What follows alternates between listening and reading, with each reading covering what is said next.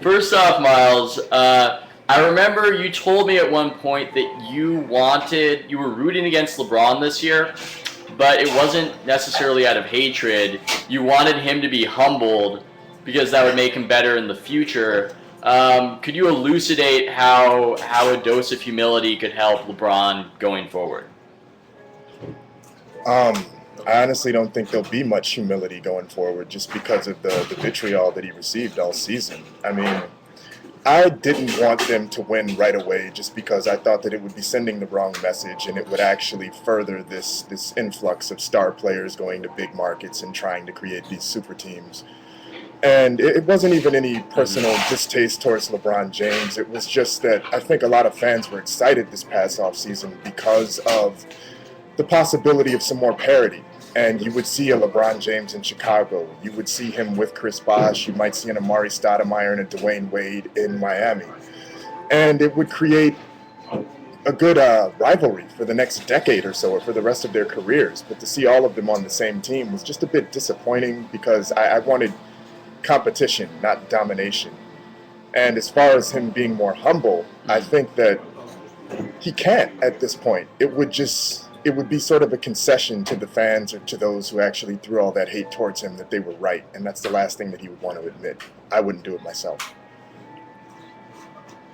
Interesting. Do you think that we as writers and maybe even fans can look at personality traits or see a personality trait that could inform how good a player is going to be or how good he actually is? I'm saying this because I remember that you told me about meeting Kevin Durant and asking him a few questions and seeing something in him, a competitiveness that you thought would help him going forward.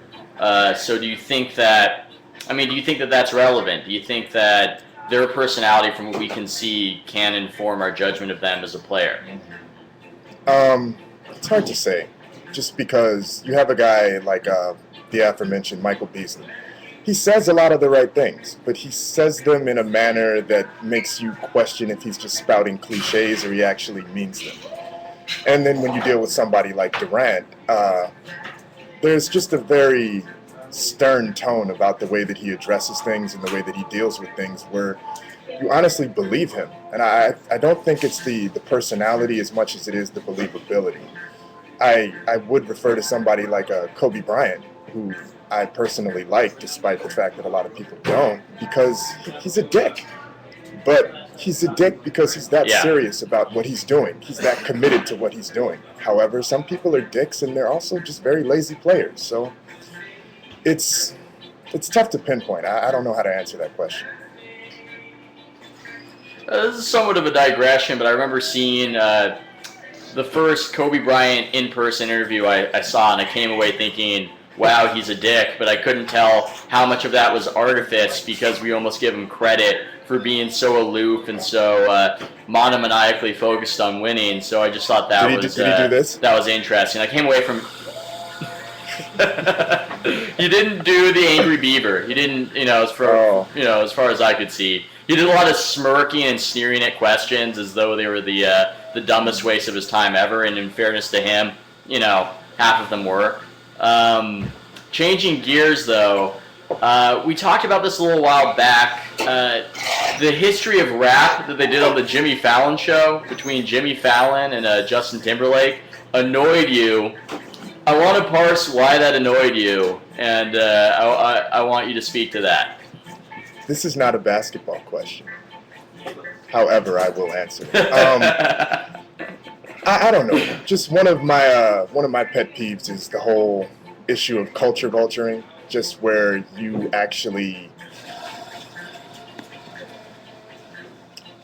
I'm trying to articulate it so that I don't offend anyone. Not that I personally care, but it was just a room full of white people and two white people rapping, and they were trying to tell you the history of hip hop, and there's just something disconcerting about that. It's like if me and Ja Rule got up there and tried to tell you the history of country music to a room full of black people. It just there's something off.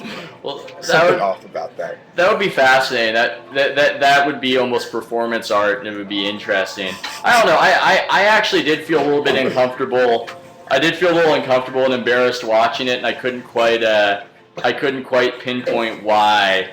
I guess to stick up or to advocate for the 20-something white person who was having a grand old time at the Jimmy Fallon show. I guess a lot of people just enjoy things unironically without thinking about it, and there was no malice involved, but it was just, I don't know, a little embarrassing from my perspective. I'm going to... just one more thing. I'm going to...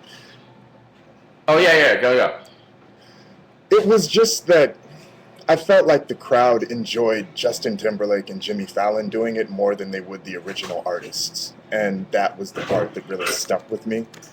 It's like they don't know who half of these people are that they're recording these songs from, but as long as Justin Timberlake is doing it, then they were going to enjoy themselves. And it's a little f***ed up. Yeah, a little bit. I mean, I felt like there was maybe the subconscious novelty to it, that it was funny because it's white people doing it. And I don't know, is that wrong, or is that almost making fun of black culture, or is that making fun of white people imitating black culture? So I thought it was just one of the most fascinating viral videos I'd ever seen because of that reason, and because I couldn't really parse that out or figure it out either way. Yeah, I think it was more of the latter. I agree. I don't think there was any malice involved, but I do think it was along the trope of, oh, you know, look, we're white people and we're rapping, and that's very 1998 to me. I don't know.